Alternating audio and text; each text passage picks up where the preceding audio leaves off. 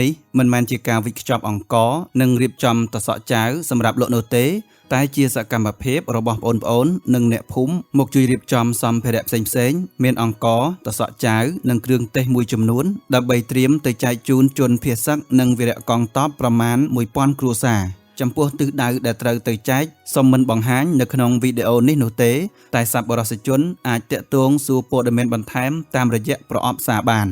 មូលនិធិនេះរៀបចំដោយលោកពេជ្រ ងុនស្ឬមេឃុំជ្រោយបន្ទាយនិងសហការីដែលមានការសហការយ៉ាងពេញទំហឹងជាមួយនឹងព្រះសង្ឃទាំង4វត្តក្នុងឃុំជ្រោយបន្ទាយស្រុកប្រាច់ប្រសពខេត្តក្រចេះ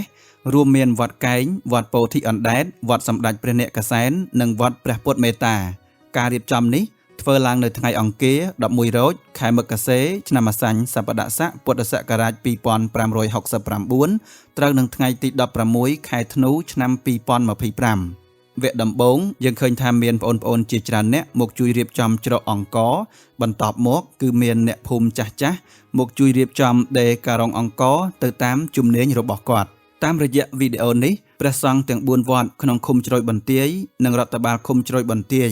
សូមថ្លែងអំណរព្រះគុណនិងសូមអរគុណដល់សប្បុរសជនគ្រប់ទិសទីដែលបានឆ្លៀតចូលរួមជាថវិកាអង្ករទឹកត្រីទឹកស៊ីអ៊ីវប្រហុកផ្អកតសក់ចាវនិងគ្រឿងទេសសម្រាប់ស្លស្លុកជាដើមការចូលរួមរបស់ពុកម៉ែបងប្អូនគឺជាការជួយដ៏មានតម្លៃបំផុតសម្រាប់ជនរួមជាតិនិងសម្រាប់សង្គមជាតិយើងជាពិសេសនៅក្នុងកាលៈទេសៈដែលប្រទេសជាតិកំពុងមានការឈ្លានពានពីប្រទេសជិតខាងនេះតែម្ដងជាចុងក្រោយសូមប្រគេនជូនបុណ្យកុសលឲ្យបានសម្រេចនៅពុទ្ធពរនិងសម្បត្តិគ្រប់យ៉ាងព្រមទាំងសូមឲ្យបានរួចចាកទុក្ខទាំងពួងសូមអរព្រះគុណនិងសូមអរគុណ